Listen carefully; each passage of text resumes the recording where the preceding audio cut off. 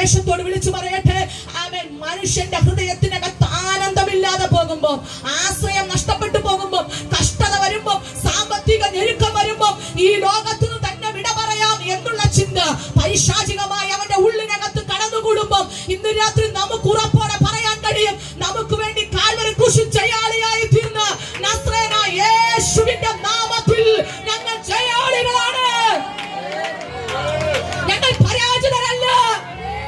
എനിക്ക് വേണ്ടി ജീവിച്ച് മരിച്ച് മൂന്നാം നാൾ ഉയർത്തടക്കപ്പെട്ട് മൂന്നാം നാൾ ഉയർത്തെഴുന്നേറ്റ യേശുവിന്റെ നാമം പേര് നടക്കുന്ന നമുക്കൊരാനന്ദമുണ്ട്, ഉല്ലാസമുണ്ട്.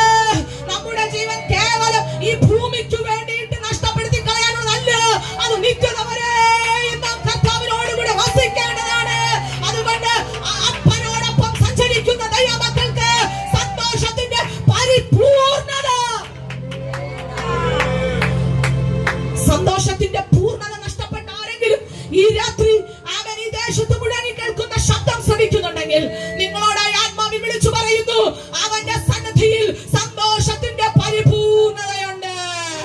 എവിടെ ഓടിയാലും ഈ പൂർണ്ണത കിട്ടത്തില്ല, എവിടെ പോയാലും ഈ സമാധാനം കിട്ടത്തില്ല, എങ്ങോട്ട് തിരിഞ്ഞാലും ഈ ആനന്ദം കിട്ടത്തില്ല. എന്നാൽ അവൻ ദൈവ